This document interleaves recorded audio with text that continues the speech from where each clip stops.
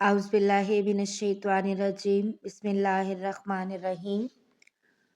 عبداللہ بن کعب بن مالک کو ان کے باپ کعب بن مالک نے خبر دی کہ انہوں نے عبداللہ ابن ابی حدرد رضی اللہ تعالیٰ عنہ سے اپنے ایک قرض کے سلسلے میں رسول اللہ صلی اللہ علیہ وآلہ وسلم کے دور میں مسجد نبوی کے اندر تقاضا کیا۔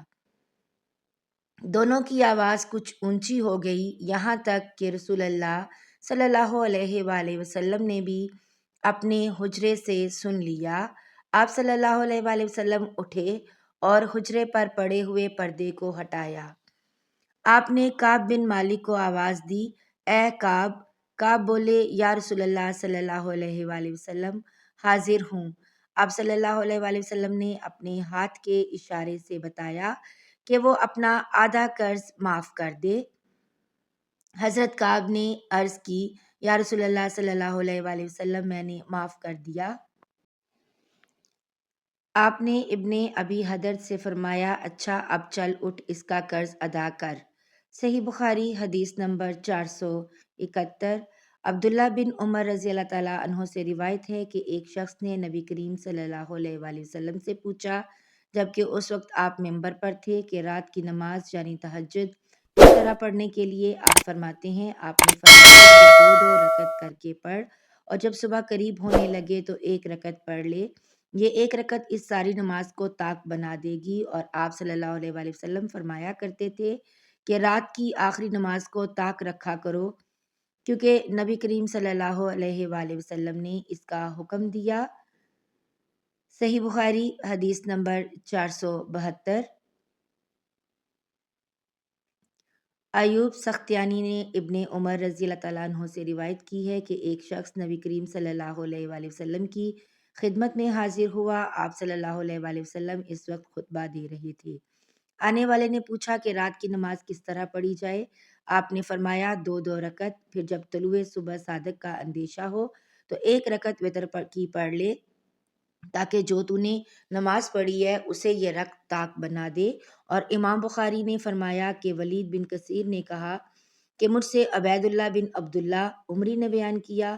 عبداللہ بن عمر رضی اللہ تعالیٰ عنہ نے ان سے بیان کیا کہ ایک شخص نے نبی صلی اللہ علیہ وآلہ وسلم کو آواز دی جبکہ آپ مسجد میں تشریف فرما تھے۔ صحیح بخاری حدیث نمبر 473۔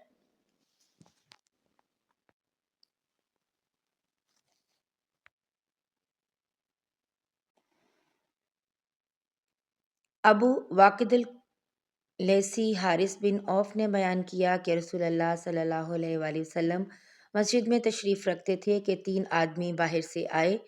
دو تو رسول اللہ صلی اللہ علیہ وآلہ وسلم کی مجلس میں حاضری کی غرض سے آگے بڑھے، لیکن تیسرا چلا گیا۔ ان دو میں سے ایک نے درمیان میں خالی جگہ دیکھی اور وہاں بیٹھ گیا، دوسرا شخص پیچھے بیٹھ گیا اور تیسرا تو واپس ہی جا رہا تھا۔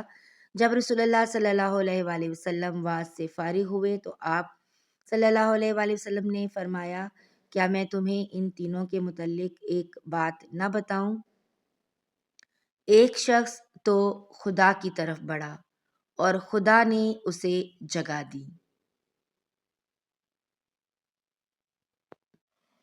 یعنی پہلا شخص رہا، دوسرا تو اس نے لوگوں میں گھسنے سے شرم کی، اللہ نے بھی اسے شرم کی، تیسرے نے منہ پھیر لیا، اس لیے اللہ نے بھی اس کی طرف سے منہ پھیر لیا۔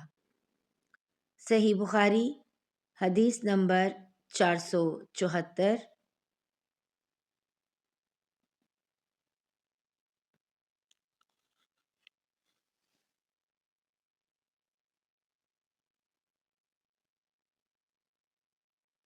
عباد بن تمیم نے اپنے چچا عبداللہ بن زید بن عاصم مادنی سے روایت کیا ہے کہ انہوں نے رسول اللہ صلی اللہ علیہ وآلہ وسلم کو چت لیٹے ہوئے دیکھا۔ آپ اپنا ایک پاؤں دوسرے پر رکھے ہوئے تھے۔ ابن شہاب زہری سے مروی ہے، وہ سعید بن مسیب سے روایت کرتے ہیں کہ عمر اور عثمان رضی اللہ تعالیٰ عنہم بھی اسی طرح لیٹتے تھے۔ صحیح بخاری حدیث نمبر 475۔ عروہ بن زبیر رضی اللہ تعالیٰ عنہ نے خبر دی کہ نبی صلی اللہ علیہ وآلہ وسلم کی زوجہ مطہرہ ام المومنین حضرت عائشہ رضی اللہ تعالیٰ عنہ نے بتلایا کہ میں نے جب سے ہوش سنبھالا تو اپنے ماں باپ کو مسلمان ہی پایا، اور ہم پر کوئی دن ایسا نہیں گزرا جس میں رسول اللہ صلی اللہ علیہ وآلہ وسلم صبح شام دن کے دونوں وقت ہمارے گھر تشریف نہ لائے ہوں۔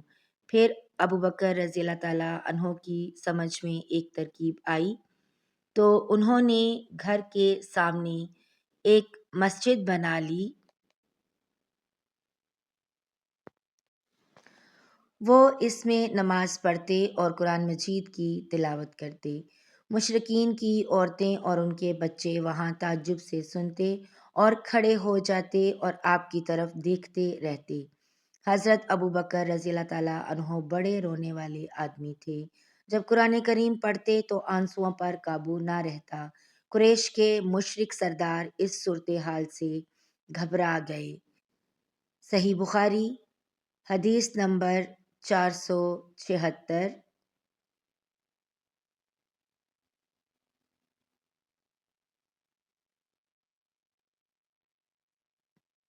حضرت ابو ہریرہ رضی اللہ تعالیٰ عنہ سے روایت ہے کہ آپ صلی اللہ علیہ وآلہ وسلم نے فرمایا، جماعت کے ساتھ نماز پڑھنے میں گھر کے اندر یا بازار، دکان وغیرہ میں نماز پڑھنے سے 25 گنا ثواب زیادہ ملتا ہے، کیونکہ جب کوئی شخص تم میں سے وضو کرے اور اس کے آداب کا لحاظ رکھے، پھر مسجد میں صرف نماز کی غرض سے آئے تو اس کے ہر قدم پر اللہ تعالیٰ ایک درجہ اس کا بلند کرتا ہے اور ایک گناہ اس سے معاف کرتا ہے۔ اس طرح وہ مسجد کے اندر آئے گا۔ مسجد میں آنے کے بعد جب تک نماز کے انتظار میں رہے گا، اسے نماز ہی کی حالت میں شمار کیا جائے گا، اور جب تک اس جگہ بیٹھا رہے جہاں اس نے نماز پڑھی ہے تو فرشتے اس کے لیے رحمت خداوندی کی دعائیں کرتے ہیں کہ اے اللہ اس کو بخش دے، اے اللہ اس پر رحم کر، جب تک کہ ریح خارج کر کے وہ فرشتوں کو تکلیف نہ دے۔ صحیح بخاری حدیث نمبر 477۔